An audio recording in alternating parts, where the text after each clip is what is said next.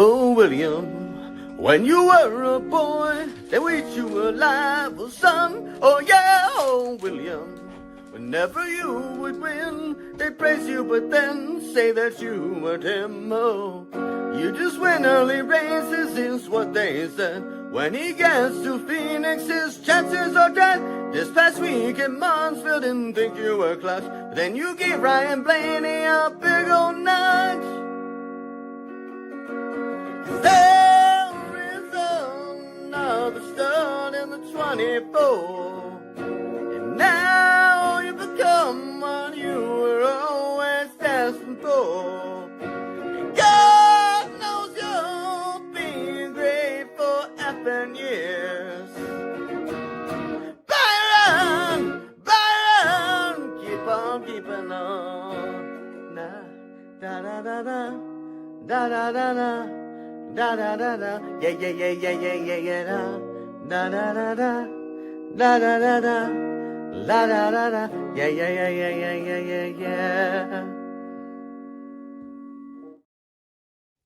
What is going on, ladies and gentlemen? It is another edition of the Front Stretch Happy Hour program. I'm your host, Mr. Bryan Nolen. It is Championship 4 week, and boy, oh boy, do we got a plethora of things to talk about. On today's program, we have our regular two contributors, Mr. Michael Massie, Mr. Dalton Hopkins. We'll start with Mr. Hopkins. How was Martinsville, Mr. Dalton, and how many hot dogs did you eat? I only had 3. Okay. Actually, yeah. I thought I would do more, but I'll tell you what, the Martinsville Media Center feeds you good. They do a very great job. That food was maybe some of the best I've had in media centers like all year. It was really, really solid. But Martinsville is fantastic as always. I love that track. I've only been there twice, but still, like, I have absolutely no complaints about that place. Love it. Love the short tracks. Love that I can like walk from the media center to pit road like that. Easily one of my favorite tracks to go to for sure. But great weekend overall. Great weekend of racing. I thought we would see an absolute bloodbath at the end of each race, but that did not happen for really any of them. Well, I guess the Xfinity race maybe, kind of, but we'll get to that later. But yeah, and also I just want to say kudos to Massie, because that may be like my favorite cover he's ever done. For those of you watching, and maybe like those of you out there who are fans of the Peacemaker series, like, outstanding song, outstanding cover. We saw like the script. He sent us like a script that was happening, and I immediately knew where he was going with it. So I'm very proud of that. Very proud of that. Now, I was talking with an inside source earlier today, and apparently this man, after staying up for having only 4 hours of sleep, stayed up and only had another 4 hours of sleep. So you've had 8 hours of sleep in the past 2 days, Mr. Michael Massie. How are you breathing? How are you doing? And are you going to be able to make it through this podcast? Oh, I took a little bit of a nap this afternoon. Oh, okay, okay, okay. You kind of have to. Yeah. So Martinsville, just drove home after that. Had to drop this guy off at the airport on the way. We're talking about getting home by 3 a.m. And then last night I made the unfortunate mistake of staying up to watch the World Series. I regret it today. All that for a Dodgers win. But yeah, the song, me and Dalton were talking about that this week. We both watched that show and enjoyed it, and we were both like, that song's been stuck in my head for weeks ever since. It's not a well-known song. It came out years ago, but maybe the show has kind of made it. Anyone's seen the show, I guess, is. And thanks to you, it's gonna be stuck in my head for quite a few days now. So thanks for that. Yeah. Oh, and the broccoli casserole, real quick. The broccoli casserole. Oh my goodness, was to die for, man. Sorry, Brian. Go ahead. I was gonna say, you can speak for the broccoli casserole as well. yeah, I was gonna say I don't really can gather my opinion, but I know this guy can from NBC Sports, one of the best in the business, Mr. Dustin Long. Dustin, can you elaborate? Was it as good as they are saying? And as well, thanks for coming on the program. Oh, thanks, Brian. I appreciate it.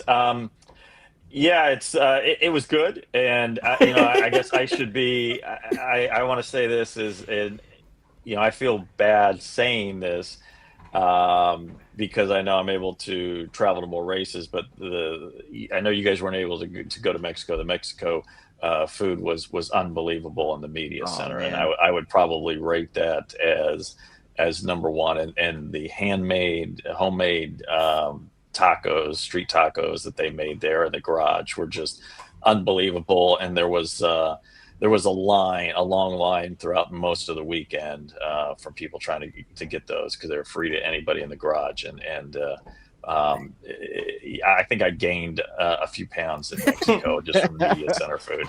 Normally you might gain on a weekend because you're just eating a lot of starches or a lot of stuff. It's just not good. That was really good stuff, and I ate more than I should. So I tried to get back into my workout routine after I got back from Mexico. Honestly, fair. Hey, fair. As long as you dodge the E. coli meal, that's Yeah, did you get How were sick you from after it? the weekend? I felt fine. I didn't have any issues. Okay. Okay. In Mexico. Everything was good. Everything was good. That's we successful. almost went. We were supposed to go to that, and then unfortunately we weren't able to. But that was that was one weekend I wish we had gone to because I was excited. Yeah, the thing that stands out to me probably the most about that, I mean, it wasn't the food, but just some of the things that, in the terms of the racing, especially the Xfinity race on Saturday when Suarez was in the lead, and they've got that stadium section. Yeah. I can't remember if that's 14, 15, and 16 those turns or something like that, and where they drive through the stands, and it's like an old baseball stadium where they drive through, and so there's a lot of fans there, and I went up to watch the last 20 laps up there, and when he took the lead, when the leaders got hitting each other, knocked around, I think in turn 2 or 3 or 4, and the roar was incredible. And then when he came by the first time in the lead, the roar was even louder, and people were standing cheering, and it was quite a scene. And that's going to be like one of the memories I have from this season is just being in the stands, because I wanted to go up in the stands. I mean, and it wasn't packed, but there were a lot of people there, a good number of people, and I just wanted to experience that from a fan perspective, from the Mexican fan perspective, and for them to see Daniel Suarez lead and then to go on and win, and just how they reacted, how he reacted once he got out of the car was certainly a lot of highlights this season, but that's one that comes to mind on that experience. And obviously they're not going back to Mexico next year, but I think the sport's certainly looking to go back in the future and see what happens there. But look, another exciting new adventure next year with San Diego Coronado on the naval base, which will be a really neat experience. And again, it's something that NASCAR is doing is kind of look, I've done this long enough. It used to be years and years ago, it was like a week after a race, you went and booked the hotel for the next year because you could book it 51 weeks ahead, and you knew what the schedule was going to be. It wasn't going to change. The only drama was if a race moved if flip-flopped with another race 1 week, and that was like messed up your hotel planning. But other than that, it was the same. So there's something to be said about that. But I think it's what NASCAR's done with the different sites, the Coliseum, Mexico City, Coronado, Chicago Street Race.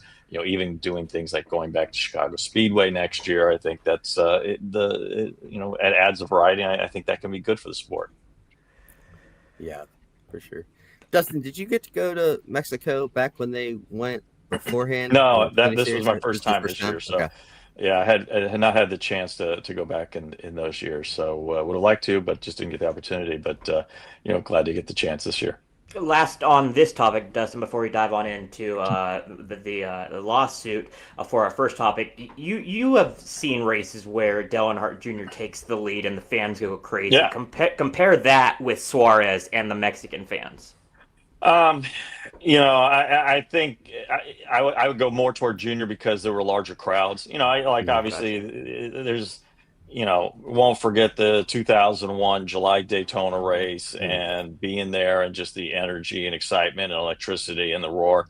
There were times at Daytona, especially where when Junior would take the lead, I mean, you literally heard the crowd over the roar of the cars as they came by. And it was just an unbelievable feeling and sentiment. So, it's, that 2001, the highs and lows from, I was there for Earnhardt's passing in the 2001 Daytona 500, and then all the things that happened leading up to the July race, and then Junior winning it, and just the way that he did, and the crowd reaction, and it was that was an incredible moment. So I would say that the Junior cheers were louder just because there were probably more people in those cases. Mm-hmm.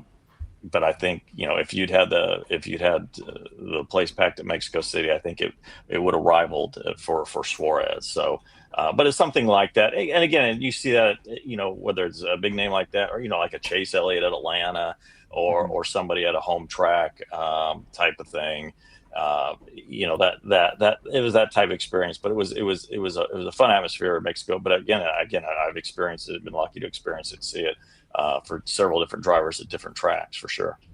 Let's dive on into our first topic of this evening's program. It was announced earlier today that 2311, technically they scored a big win this afternoon. NASCAR sought to argue in the courtroom that the parties willfully violated the antitrust laws by orchestrating anti-competitive collective conduct with regards to the 2025 charter agreement, including the threat of a boycott led by 2311's Curtis Polk. Well, Judge Kenneth Bell said in his ruling this afternoon, NASCAR did not sufficiently establish that it suffered the required antitrust injury, and also failed to establish an agreement to unreasonably restrain trade.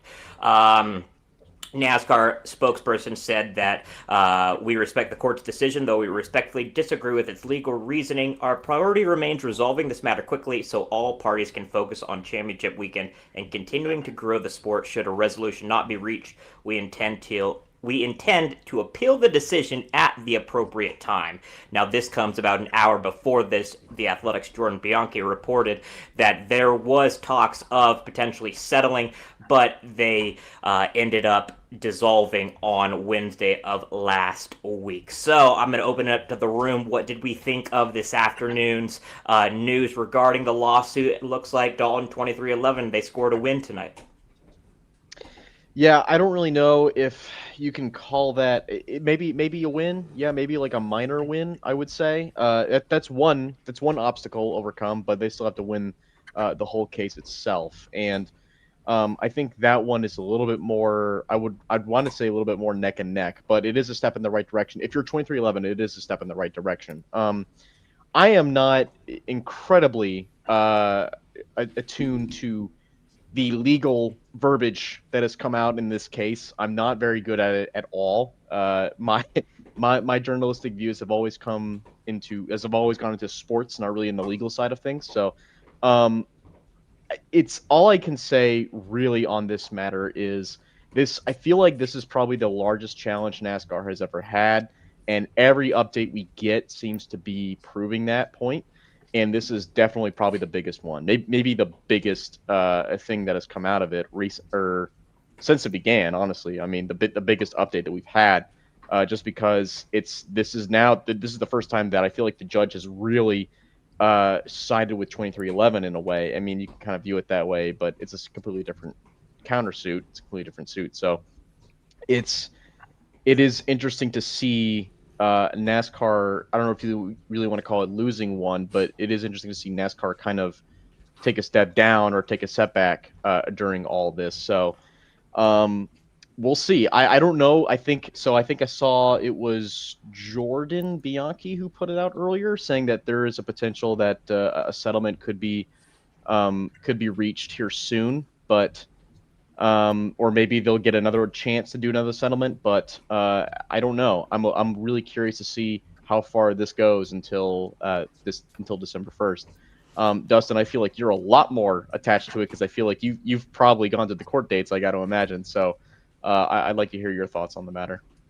Yeah, it's again. I think you have to remember there. In essence, the lawsuit for 2311 and Front Row Motorsports filed against NASCAR. That's still ongoing. That's what's going to go to trial December 1st. The counterclaim NASCAR filed in March and amended in May.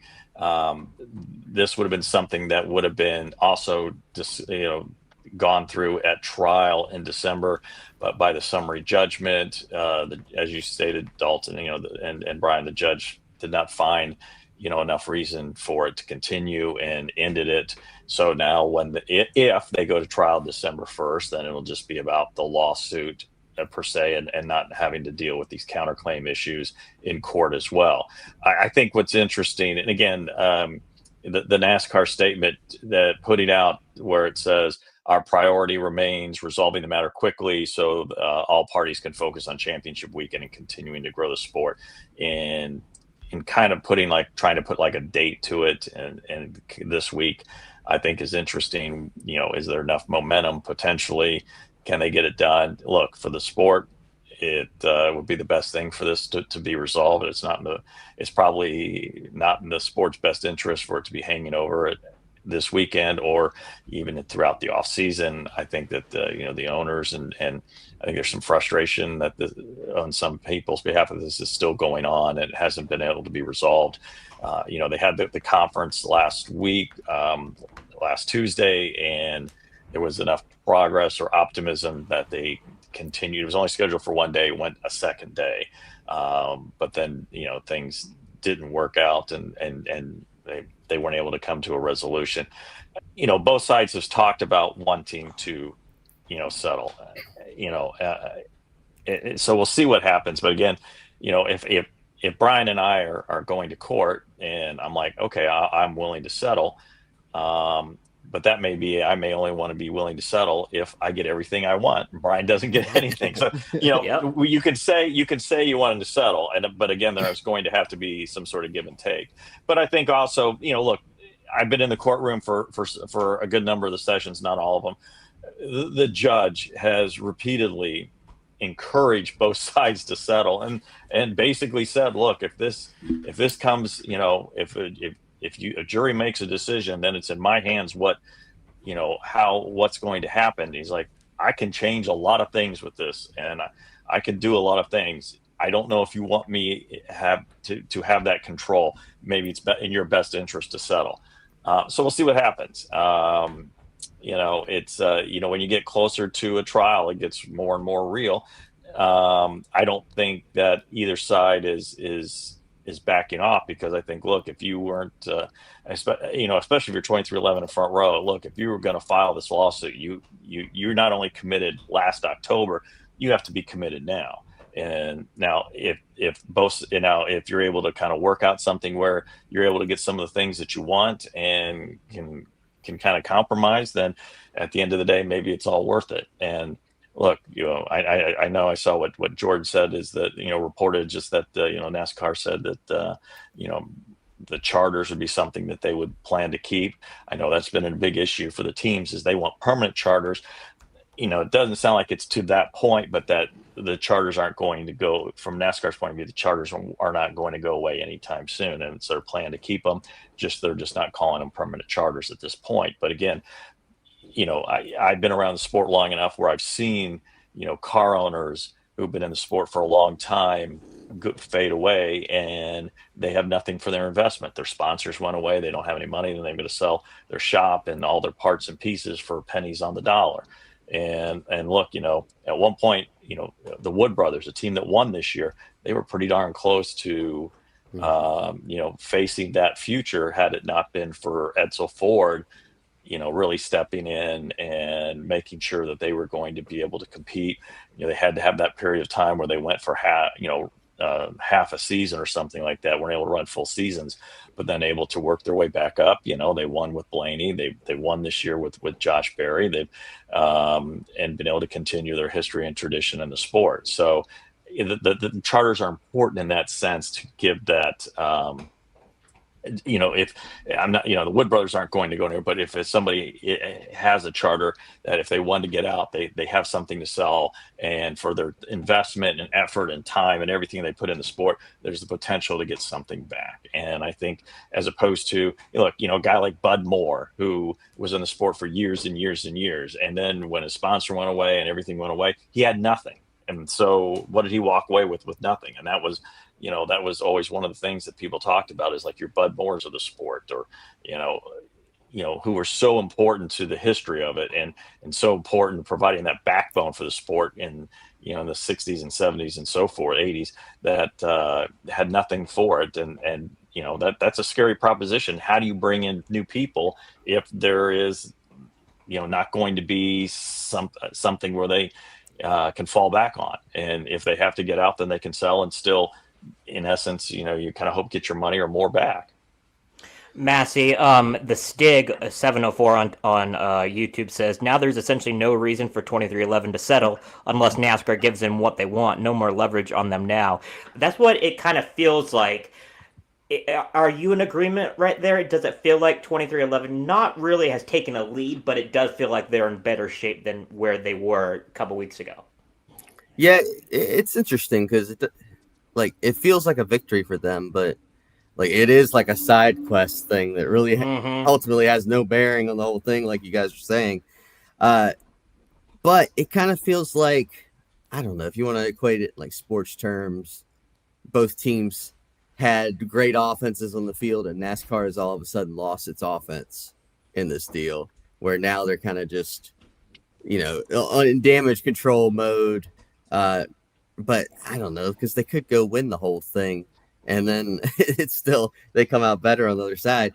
But it just feels like they have more to lose if it goes to court than maybe 2311 front row motorsports. Whereas those two teams could potentially gain a little bit or gain a ton. You gain a little from a settlement and gain a ton from actually winning. But they could go out of business too, or be on the way to going out of business if they lose the thing as well. So it's still very much up in the air. It's hard to predict what will happen. It's a little ironic that Judge Bell ruled against NASCAR 2 days after Christopher Bell failed to make the championship four. Oh, for the love of God, Lord. Good kidding, God, Michael. Be better. Be better. They're of no relation. But yeah, you don't know which way it's going. I think it's in NASCAR's best interest to settle now, but I totally see, just given the egos on the other side, them wanting to go the distance now. But I think they're closer to settling. They've said that they're closer to settling than they were a month ago. So maybe they could settle. I think, outside of the court case, the other teams, everyone else involved, I think it benefits them for these two to settle, because if one side or the other wins, there's ramifications for outside parties that we don't really know the extent of yet. Whereas if they settle, there probably won't be too much change in the status quo. So I kind of hope they can peacefully resolve the thing, just because, it's scary. Such as if NASCAR had to sell the tracks, was brought up in one of the prior dates, that's a scary prospect right there. What happens to the tracks then? Or if we lost two teams from the Cup Series, that's a scary prospect as well. We just can't really afford, new teams would come in, but still, losing teams of that caliber would be a huge loss. So I don't know. I find myself kind of hoping for the good of everyone for a resolution now. But yeah. Dustin, can there be a win for both parties? It feels like if you're going to be settling, both parties lose. Can there be a compromise where both parties get what they want? Well, I think if they get a settlement, they'll come out and they'll say that, and they'll just, I think it. There's been some sharp words in court, and some back and forth that was you got your attention as you're sitting in there. It's just like, wow. And even at one point, I know one time in court, the judge said at the end of the session, it's like, look, I let you guys go today on some things, but when there's a jury in there, you're not going to be doing certain things. You're not going to be saying things that way, and you're not going to be, talking like that in court. So, I think there can be, the win-win. And I think if they get a settlement, I think that's what they're going to come out and say. You're not going to hear somebody say, well, we didn't get everything we wanted, because at that point, it's just, they're going to settle and everybody's going to smile and move on and look to the future and move on to what they've got to do next. So, we'll see what happens. I mean, like I said, I think, for the sport, and there's a lot, for the other teams, I think everybody's hoping that this just gets resolved, and sooner than later. Any final thoughts before we wrap it up? Let's head on over into our second topic. Mr. Dalton Hopkins, what did you want to dive into? Yeah, we got a couple topics on deck. A few, actually, but I think the first one we should definitely go into is probably who is going to be, or actually who is not going to be at the Xfinity Series race at Phoenix. That's going to be Sam Mayer, who has been suspended from NASCAR. Like at the beginning of the day today, we had we usually kind of discuss topics like a day before, and then we solidify them like just right before like we get to the podcast itself, just because we don't know what kind of news is going to break. And before it was just, hey, Sam Mayer versus Ryan Sieg in Martinsville. But now I think it's going to be more... Jeb Burton, not Ryan Sieg. I'm sorry. Ryan... He did steal his ride for this weekend. He did. I don't know. Maybe there'll be bad blood there. No, there won't. But I'm sorry. Yeah, you're right. Jeb Burton. Thank you. Jeb Burton versus Sam Mayer at Martinsville. So, and now Ryan Sieg is going to take over the 41 car this weekend at Phoenix. So I think maybe it's just about kind of reactions because Massie, I'll actually kick it off to you, Massie, first, because on the ride, the 3.5-hour ride to the airport after Martinsville, Dustin and Albino, who was with us, we were all discussing like who is going to be in the 41 car if Sam Mayer does end up getting suspended, and there was kind of like a friendly argument of who was going to be in the car, and it looks like Dustin was right. So, but yeah, reactions to this, like Ryan Sieg in the 41, Sam Mayer out. I feel like it's the right call, just because points don't matter, fines don't matter. I think this was the only way you can really prove a point and send a message. Massie, what do you think? Well, I'm a little jealous. Sam Mayer gets to kick off the off season a week early. I think it's the right call. NASCAR made the right call to suspend him. You got to send a message, especially after or in a day where before the race they had a meeting with the drivers saying like, "Hey, we don't want any of the shenanigans from the spring," and then for Sam Mayer to still go out there and on the cool down lap do an act like that. And that's the thing. All the stuff that happened in the race, I thought was great. It was standard Martinsville. He shipped Jeb on a restart. Okay. Yeah. Yep. Jeb gets him back. It was a good payback. He didn't wreck him. He just moved him. And then that's the thing about Sam in the situation is I'm thinking like, you started it and he finished it, and you're going to be mad about that and do something so much more drastic afterwards. And, the cool down lap, you got people, they probably shouldn't be, but undoing their seat belts, just kind of loosening up. And, I think about the Richmond race where Joey Logano got wrecked, and Denny Hamlin as well, by Austin Dillon, and Joey got fined for basically doing a burnout on pit road to show his displeasure, and there's people all around him, and should they be around him? Probably not, but still, if something bad happens after the race is over, it's kind of on the driver that's starting this thing off. So I think it's just a safety thing there where you got to send a message to that you can't do that. So I think it's very good. I think it's also really cool that Ryan Sieg gets the opportunity in this car because it is his 400th start. Mm-hmm. It is Xfinity's last race. If he were to go out there, and think about this too, who won that race last year? It was Riley Herbst in his racing car, which is essentially the car that Sieg will be driving Sunday. I'm sure it's not, or Saturday. I'm sure it's not the exact same car, but you know, kind of that 98 team became that 41 team. So what a cool storyline that would be for him to. It would be the most anybody had, most starts anybody had before getting their first win. So it's kind of setting up a cool story there. Great opportunity for Ryan. But yeah, hopefully this does send a message to Sam. He wonders why Cup teams aren't calling, and then does something like this. Dustin, what was your take on this whole debacle? So let me ask you this. Let's say Sam Mayer was one of the 4 drivers competing at Phoenix this weekend. Yep.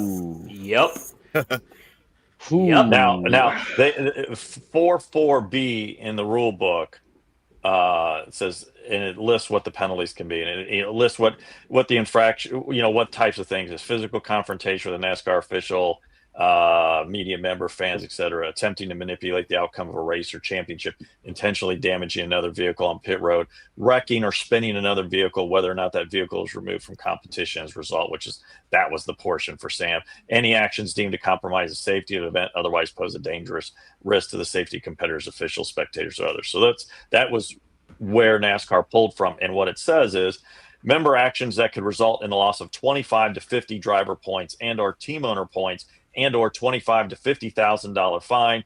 Violations may also result in race suspension or suspensions, indefinite suspension, or membership revocation. So if Sam's racing for a championship and does that, is it the same penalty? Do you now again? I mean, I think NASCAR is. I think with what NASCAR has done here, it opens the door to that possibility. Now, I also know NASCAR will say every situation is different and unique, and just because something happens, it doesn't mean it's going to be the same thing. Now, if a championship contending driver does it at the next to last race next year and does the same thing after the checkered flag, well, yeah, I mean, there's precedent. It's the same thing. And then, yes, it makes sense that they're gone. But if this is the first time and Sam's a championship driver, are you doing the 1 race suspension? Doesn't matter. I don't know. Because then you got a triple whammy there, because then if do you put in the guy that was the first guy out, or do you just have 3 championship drivers? 4? It's championship 4. Okay, so then you have it's not championship 3 or championship 5. Now again, I know the chase 1 year was 12 and not 13, and there was a 13th driver. Look, I understand that. So before people start yelling about that. Well, they could rule like with the Austin Dillon situation where, say Sam did that for the win, where the win counts, but it doesn't. I don't know. It's a tricky deal, because then if you don't suspend him, you got to give him a points fine. Well, then how does that matter in the championship race? I mean, they do or they don't. Matter. I mean, they do. I mean, look, you're going to finish 4th then. So does that matter? Yeah. The monetary fine, I mean, that's not going to matter. It won't. That matters to an Xfinity driver. 25, 50. You take $50,000. That's going to get your. Again, I know that attention. These guys still. Some of these guys can make a decent living, but still $50,000 is a lot. So maybe you bump it up to like 100,000 or 75,000. Well, if they do 4.4b. Their limit's 25 to 50. Okay. They'd have to change the parameters of it. Well, they've done that before. But you'd have to do that probably in the off season. I don't think you can't do that in the middle of the season or something like that. And so looking at what the next group is, it wouldn't fall under that. And 4.4 point C is 50 to 100 points, $75,000 to $100,000 fine. But it says targeting another driver who is in a highly vulnerable position, such as already stopped with window net lowered, or whose vehicle has already had 1 or more safety systems affected by crash damage, such as exposed fuel cell damage, roll cage, and so on, or removing another competitor from championship contention in a dangerous manner when not racing for position based on the available evidence and specific circumstances of the incident. So that doesn't really fit under that and contact after the race. Now, if it was like somebody had contact with Jeb after the race and then you plowed into him as he's sitting there, then you could do that and just. Yeah. But I think I agree with what you guys were saying. Is just like, look, this weekend, in the spring, the race became for a lot of people, it ended up being a joke with how many cautions and what it was like, and it led to NASCAR meeting with the drivers at Darlington the following week, and then when they came back here, came back to Martinsville this past weekend, they met with the Xfinity drivers.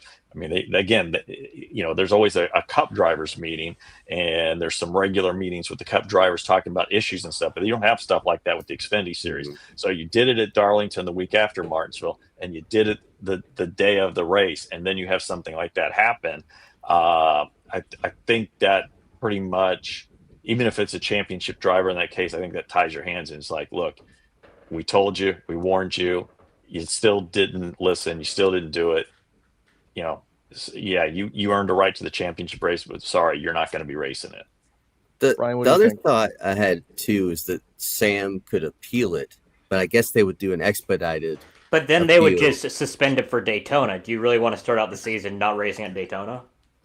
I mean, Well, it'd be an expedited thing, and they'd get it resolved this week. yeah, one way or Okay. another. Okay. But the team announced that they weren't going to appeal it, so it's. That's a tough one to appeal. I mean, you did it. It's after the race. It's not like you can say, "Hey, we were racing for position, my car got away," or what have you. It was after the race, and that happened. And look, even if you say it was unintentional and it was an accident, it's the video evidence is not good. That's hard to overcome what the eye test is in that sense. Our own Trey Lyle says Mayer probably doesn't do it because he is not as mad for not making it. First off, Trey, shout out to you. Your podcast, Bringing the Heat with Trey Lyle, coming up next on the Front Stretch Podcast Network. The Stig says if you go to the appeals board, there's also a chance they suspend him for more races too. I mean, yeah. I mean, the appeals board can keep it, they can reduce it, or they can increase it. And there have been times in the past where somebody went and appealed it, they lost, and had the penalty increased. And so, I don't think this would be something that rises that. But yeah, if you appealed it. And I don't know if the expedited appeal, I'd have to look it up, and I'm trying to remember right now if there's difference. Maybe that might be different, where maybe it's just what it is. But do you want to take the risk of potentially, if they could raise it, hey, you lose and you're going to miss this race, and oh, by the way, you're going to miss Daytona? No. Sam just needs to be smarter than that. I mean, sure, what he did was awful on the track. What he said in his interview, though, Dalton, was equally as bad. I mean, that was so bad. Did not care. And I mean, if he is wondering why he doesn't get Cup opportunities, look in the mirror. The Stig had another great one. If Mayer wants to race on Sunday, he needs to realize that feuding with Jeb Burton is supposed to be beneath him. Byron had more reason to freak out at Las Vegas. He did not. Is now racing for a title. I mean, you got to control your emotions in bad or critical situations. And listen, I know it's short track racing. I know there's going to be tempers flaring, beating and banging. You just can't do that, especially after the checkered flag, and then just be absolutely just ridiculous during your post-race interview, Dalton. It's just it was a bad look all the way around. Well, I think Massie was the one that actually got him. I was talking on the CW as well. Oh, gotcha. Okay. Well, we did get some really solid quotes from him. We actually Massie wrote an article about him on the frontstretch.com, so you can go check that out when you can. But I think we're talking about this hypothetical of if Mayer was in the championship 4, or if he was in, regardless. I mean, what does NASCAR do? I think, we talk about, we're talking as if like Mayer should be spared or something in that case. I don't, maybe he just shouldn't be. Just don't do it in the first. And Brian, you just said it. Like, don't do it in the first place. I mean, you messed up. after the race, you couldn't control your own emotions, and you're upset. I understand that, but if you are in that position, maybe you shouldn't race for a championship, and maybe we put Ryan Sieg in that car and we go race for an owner's title. But that's it. We can't go for a driver's title. So I don't, and maybe I don't know. I don't really know what you do in that situation, but I don't think it's really on NASCAR to try to maneuver themselves around their own point system that they've built that are very clear in a very clear and well thought out rule book that has been constructed over decades and decades and decades of examples such as this. It's up to the drivers to do that, and if you violate that, it's on you. And even if you're running for a championship next weekend, it's still on you. That's still your fault. And I think, look, everybody who I talked to after the race, we all said the same thing. He's probably going to get suspended.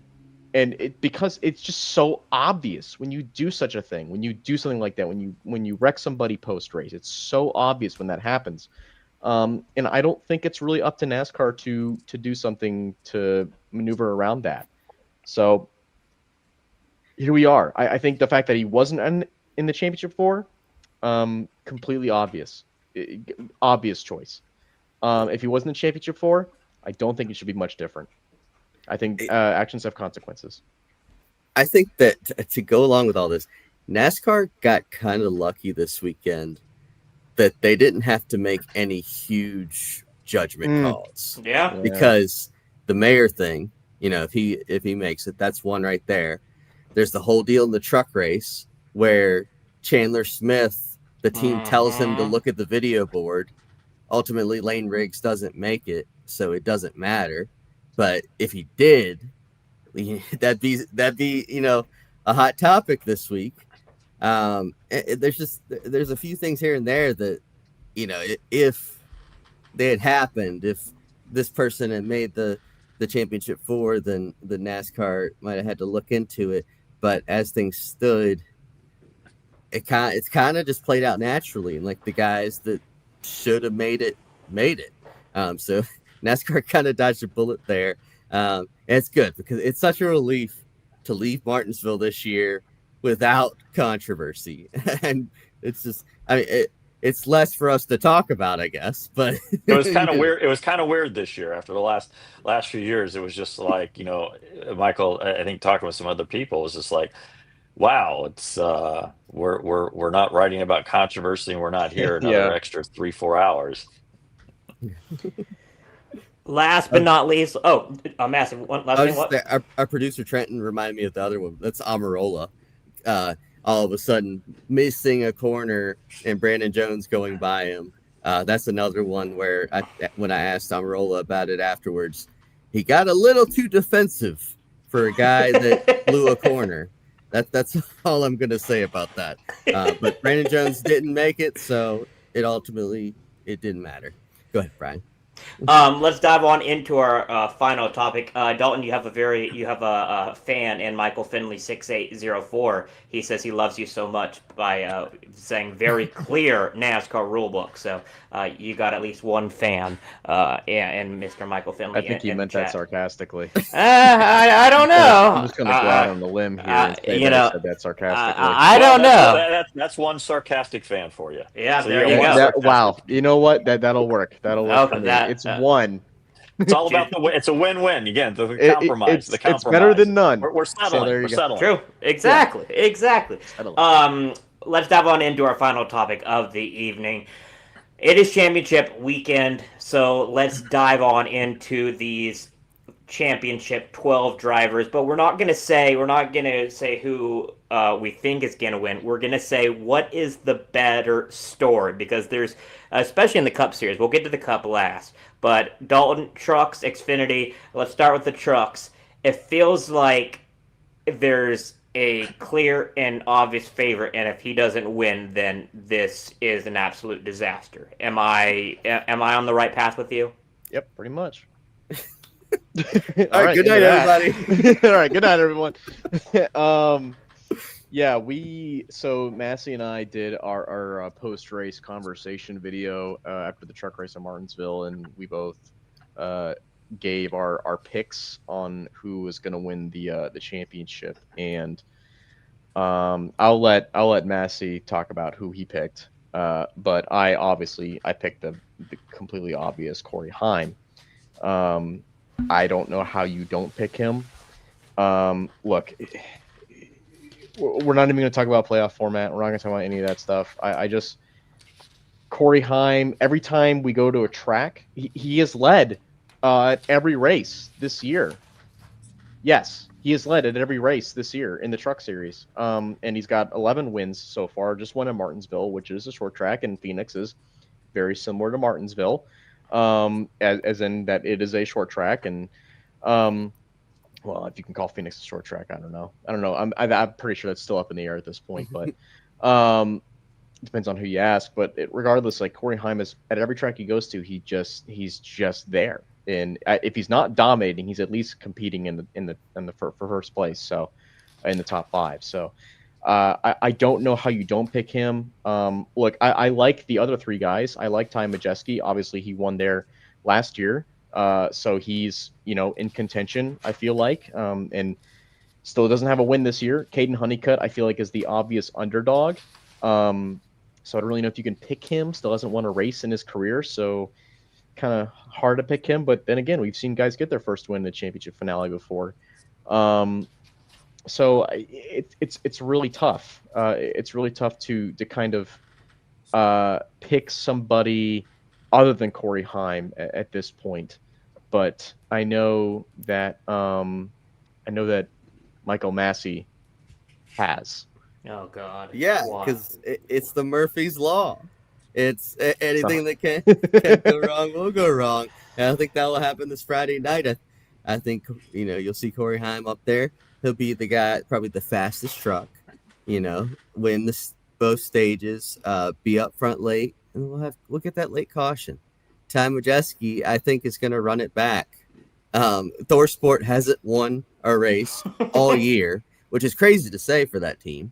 But I could just see Ty, given he's so good at tracks like a mile and under, that he could go out there and win Phoenix and get that championship. Like ThorSport, I mean, we just saw it with the 2 Ben Rhodes championships.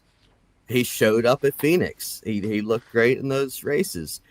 He kept a level head while other guys, and Corey Heim and Carson Hocevar in that one championship race, took each other out. So I could see the same thing happening with Majeski this week. I think that Corey Heim, I hate to say most deserving, but he's kind of the most deserving of those folks. But sometimes life just doesn't work out that way. So that's why I think it'll be Majeski. Yeah, just gotta be different. Everyone's picking Heim, so it goes be different. Yeah. But I mean, though, Dustin, it feels like there's going to be a backlash from everybody that you had the most wins in a single season in trucks in the Truck Series with 11 wins, and could be 12. It could be 14, 15, or 16. Honestly, though, I mean, you're not wrong. But I mean, it's just we don't, as media members, we don't root for drivers, we root for storylines. I don't want to say this, but is Heim losing the championship, would that be a better storyline? I don't know if I'd use the word better. It would be a different storyline for sure. And look, it's I mean, it would. It's hard, and nothing against the other 3, because they have done the way the rules are. They have played by the rules, just like Corey. And everybody knows going in that even though Corey's been the dominant driver, led all the laps, won so many races, that one little thing could happen, and there goes his chance. He's in the wall, something happens to his truck, or there's a caution at the wrong time, or caution comes out late and he has a bad restart, and there you go. His championship hopes are over. If that happens, then if I'm Toyota and Tricon, I think I just like, what was it, University of South Florida, UCF, Central Florida, declared themselves the national champion for years, and they went undefeated. Is like, I would declare myself, or if I was Toyota and Tricon, I would declare him the Truck Series champion, even if he didn't win it based off what he's done for the year. So I don't want to say it's a better storyline, because I don't think that's the right word. I think there would be significance to that if you had the first two nights where Corey Heim didn't win and Connor Zilisch didn't win. I think it would bring up some issues. Now, again, I think in the Xfinity Series, even with the success of Connor Zilisch, that I think if Justin Allgaier won it, that some people, and maybe I'm wrong to assume this, but I would think some people wouldn't be as upset about it, because Justin's good there. They understand that while he hasn't had the season of Connor Zilisch, he is really, Allgaier is very good at Phoenix, and that'll be a tough competitor for Zilisch come Saturday. But I think the great thing about Sunday is that I think you probably have four of the best this season. You can make the argument maybe it's the four best if Christopher Bell's in it, but I mean, geez, William Byron's the leader in laps led, Larson second in laps led, Hamlin's won the most races, Chase Briscoe with the most top 15s in Cup.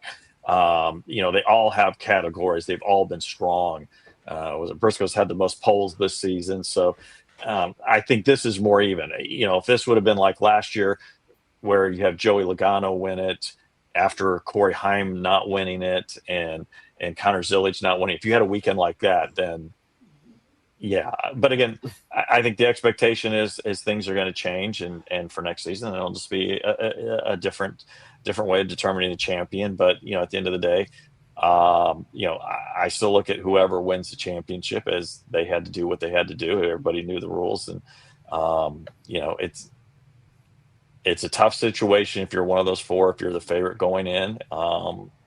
And that's why I think people talk about just how significant it is just to get to the championship race, into the Final Four. And look, Team Penske's not there this year. Last year, Joe Gibbs Racing wasn't there. Last year, Joe Gibbs Racing didn't win the last 18 races of last season. And look, now they've won 13 races, and they've got two drivers in the championship four. And look, does this happen if they don't make the key off-season moves, and moving Chris Gabehart from Denny Hamlin's crew chief position to competition director, and then keeping Chris Gale and having Chris Gale, instead of going and taking another crew chief job in Cup, partnering with Hamlin, and Denny saying, well, I don't know, but I trust your judgment, Joe, and we'll do it. Even though Denny had initially some reservations, just because it came up as a surprise to him, the whole situation. Oh yeah, go ahead, Dalton. I was gonna. Joe Gibbs knows personnel. Like, that's one thing. Joe Gibbs, Dave Alpern. Like, don't question the personnel moves they're making. They know what they're doing. Go ahead, Dalton. I was gonna say, look, if we're gonna bring up Xfinity and Cup as well. Yeah, let's dive into Xfinity right now, Dalton. Yeah, okay, we'll go ahead and do that. And I should probably touch on Cup as well. I'll touch on it, but I won't give a pick yet. So look, like, I feel like this upcoming weekend is like, you have the Truck Series, and we've already discussed that. We've had the Xfinity Series, and I think those two championship fours are so lopsided for one guy that it's almost like if those guys don't win, and by that I mean, of course, Corey Heim and Connor Zilisch, if those guys don't win, it's going to super sour the weekend. And that's unfortunate, because the Cup Series race, I agree, has, man, I'm going out on a limb here. I've had a few days to think about it, and I'm here with this. In my opinion, I think this may be the best championship four we've ever had, which is really, really, really ironic, considering all of the hatred that the championship four, the one race finale, the playoffs have gotten this year, from most of the industry.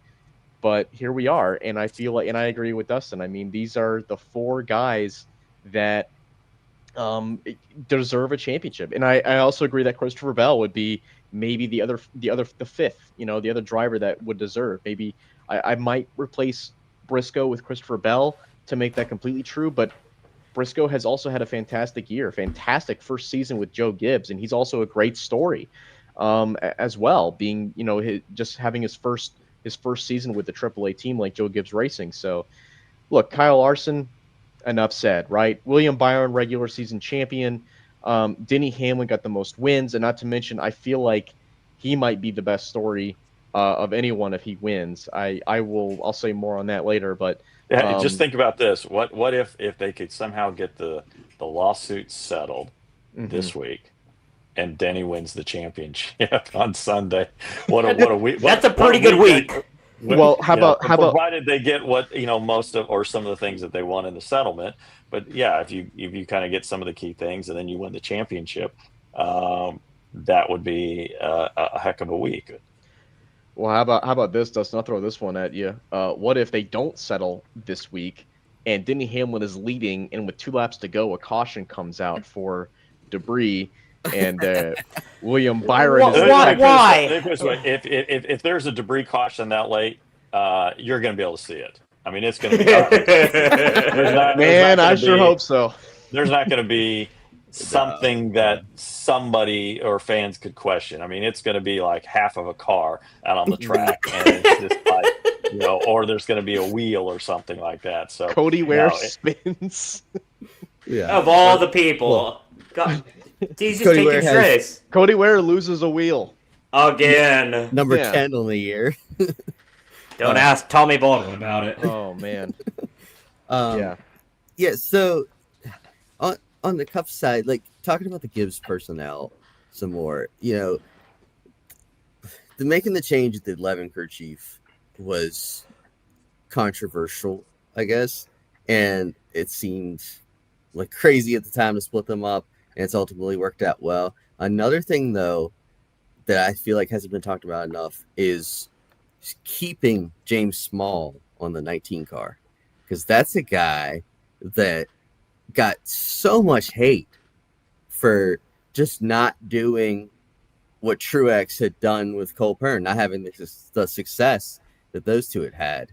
And it turns out like, hey, the guy's pretty good. And maybe just him and Truex weren't a good fit together, but him and Briscoe seemed to be a great fit. So on the other side, like, it would have made more sense for Gibbs to make a change at the 19 crew chief, and he stuck it out. He stuck with his guy, and that has paid off. And like that whole thing would be like a good feel-good story. Like I said, all 4 of those guys, it's hard to you can't say they don't deserve it if they win it on Sunday. Xfinity, I think also with Justin Allgaier, the case for him is that he should have as many wins as Connor Zillage on the year. How many races do we see? He's up there, he's fast, and something happens. And like some of the Zillage wins came from like Allgaier and Kyle Larson getting together. Things like that.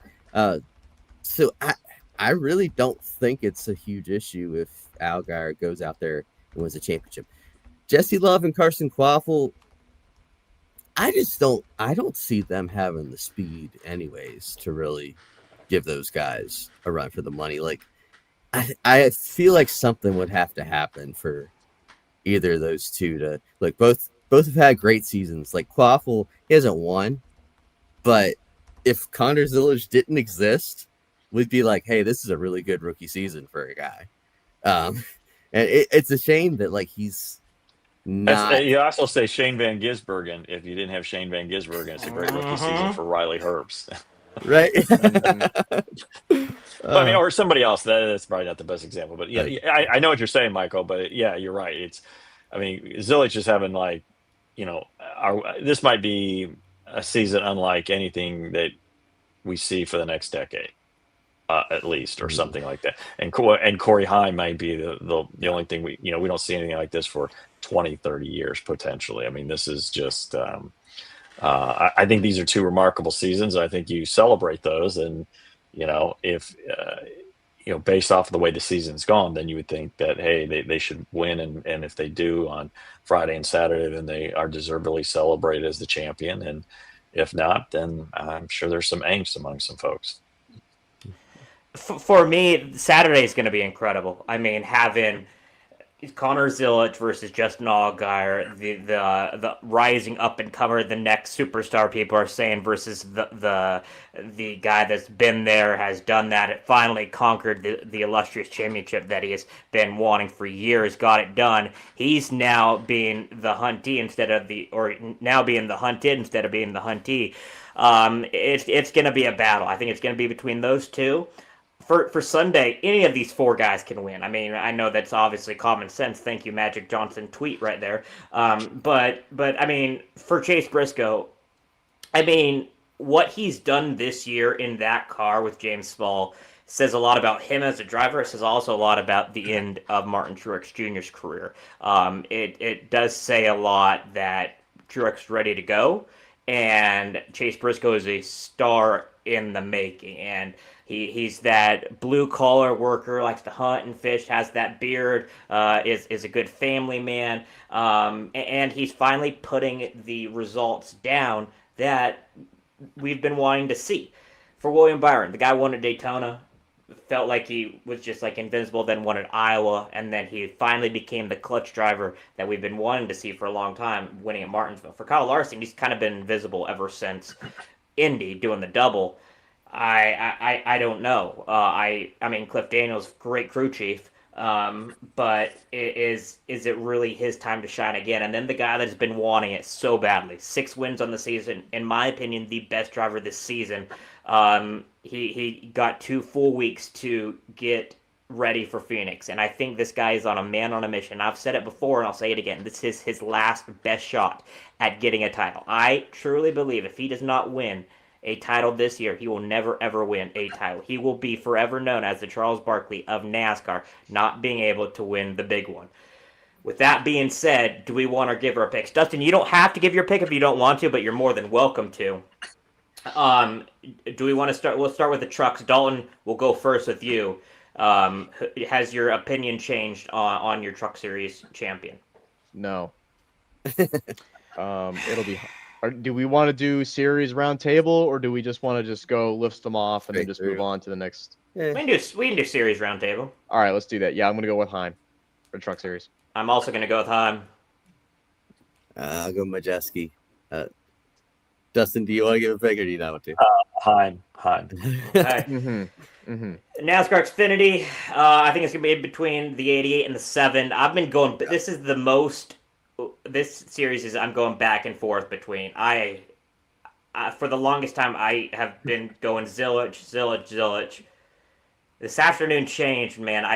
I think Allgaier is going to go back to back. I'm going to go with the 7. I will go with Zilic, just because he's just like Heim for me. I feel like everywhere we go, he just impresses. I'm going to go with Connor Zilic. Yeah, I can't go against the grain twice. Zilic. Zilic. All righty.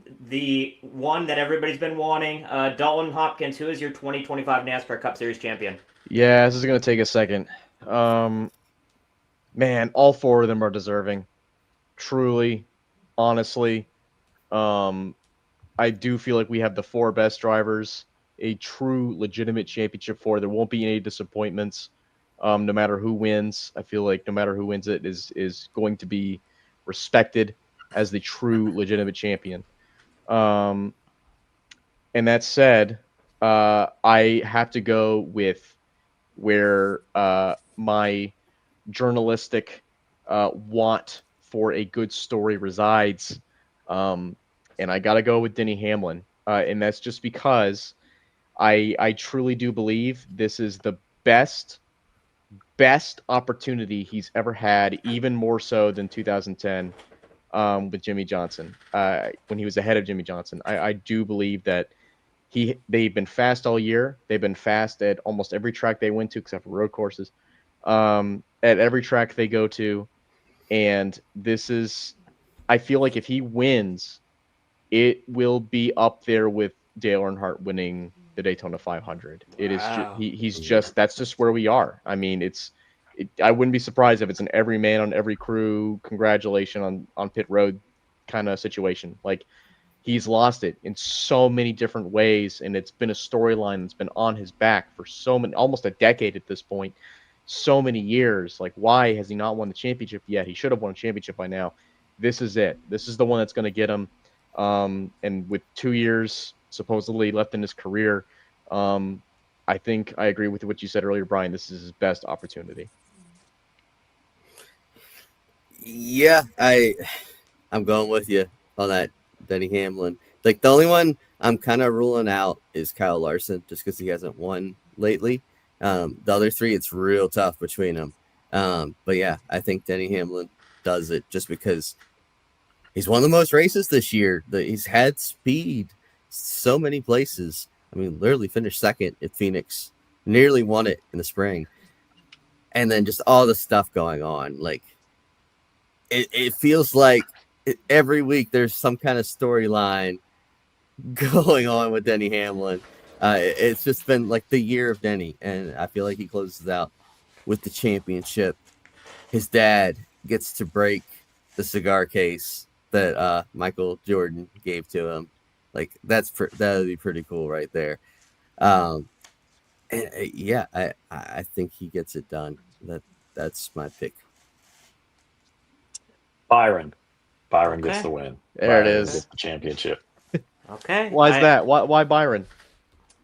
I thought he was really strong in Phoenix earlier this year, and I think they weren't there on pit road when a caution came out, or something kind of funky that happened at kind of put him behind and kind of messed things up for him at that point. So I kind of like some of the things that they've done. It's third year in a row in this race. They know what to do. They've handled this weekend. Not saying that the others don't know how to handle this weekend, and they'll be able to handle it just as well.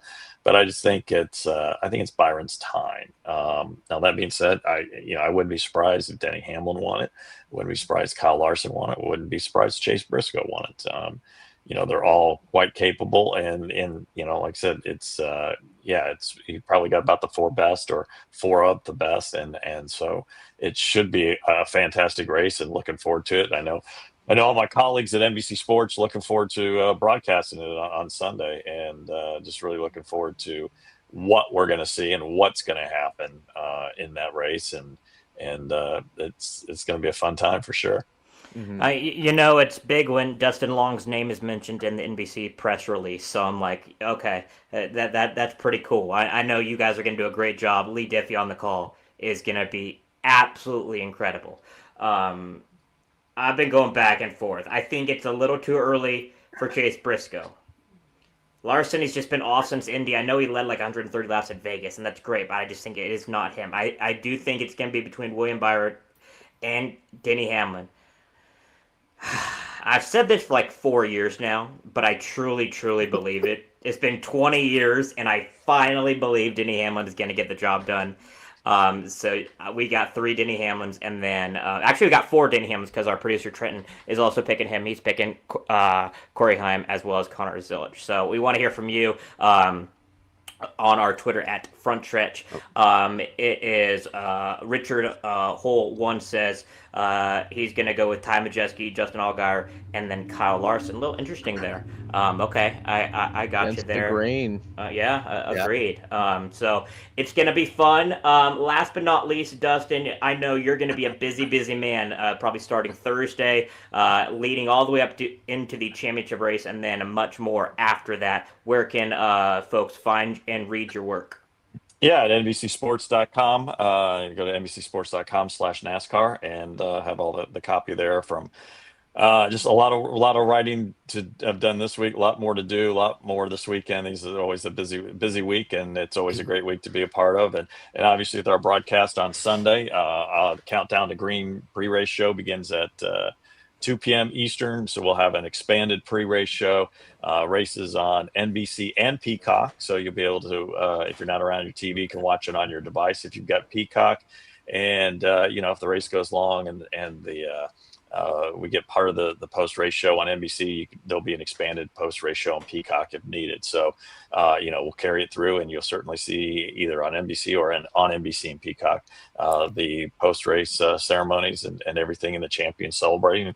Obviously, have interviews with all 4 of the championship drivers after the race, provided they finish, and we'll have interviews with them beforehand. I know they've been working on a lot of stuff on the pre-race show, and they're excited about. So, really looking forward to seeing what we've got. But I think the fans will be really excited to see the broadcast. And Lee Diffie does a great job, along with Steve Letarte, So Jeb good. Burton, and all our group on pit road with Marty Snyder, Parker Clearman, Kim Kuhn, and Dave Burns, and we'll have Brad Doherty and Dale Jarrett on the Peacock pit on the USA pit box. So it's just a great team. I feel fortunate just to even work with all those people, because they're such a great talent, and we're looking forward to seeing what we're going to be able to see and what we're going to be able to present to the fans on Sunday. Can you tease any of the pieces you're working on this week, or is it all top secret?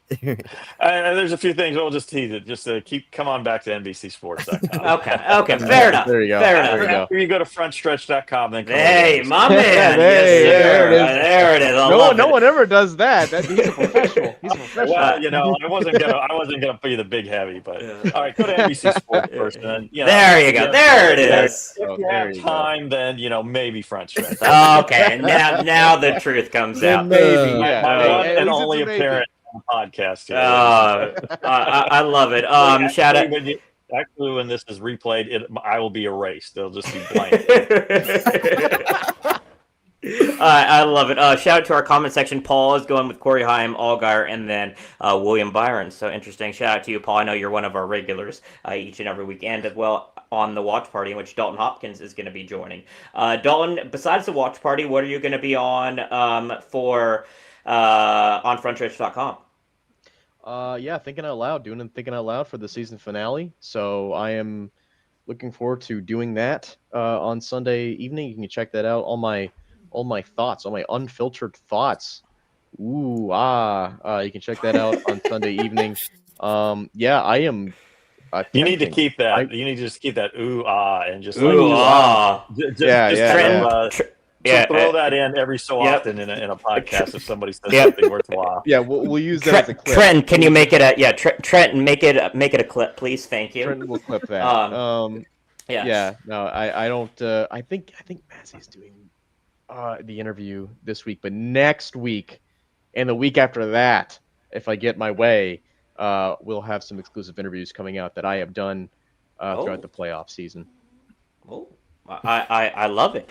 Mr. Michael Massie, you were in Martinsville. You're not going to be in Phoenix, but what are you going to be on cooking up for frontstretch.com? Yeah, I got an interview with Noah Gregson that I don't know when it'll be coming out, but it is all over the place. John questions. Unfortunately, that happened after the interview. Yeah. I wish it had happened beforehand. But yeah, it's one of those things, because it's going to be kind of an off-season piece. We're all over the place. Like we barely talked racing, and it's just a great. Those are the best. Those are the best kind of interviews, though. Those are the best ones. Yeah. So stay tuned for that. I'm not sure when it'll come out just yet. And then my last Fire on Fridays column of the season. Well, I guess for now, I don't know. Who knows if something comes up? I need to write one at some point. But that'll come out on Friday. So there's your tease there. That's pretty much it. I'll make one last prediction too. I forgot to make earlier. Austin Hill's gonna win the Xfinity race and say he deserved to be the champion. Oh God! The NASCAR screwed him out of the championship, even though he screwed himself out of it. That's my had to get that in there. Oh God. I'll be in Phoenix. Myself and Steven Stump, frontstretch.com. We're gonna be hanging out in the desert. It's supposed to be fairly hot, so it's gonna be fun to be out there. We're gonna have so much content, so stay tuned to frontstretch.com, our YouTube channel, youtube.com/frontstretch, and then our Twitter handle. Mine is at the Bryan Nolen, and then Steven_Stump, as well as Frontstretch. Dustin, thank you so much, and I will see you in the desert in a couple of days, my friend. Sounds good. Thanks a lot. I appreciate it.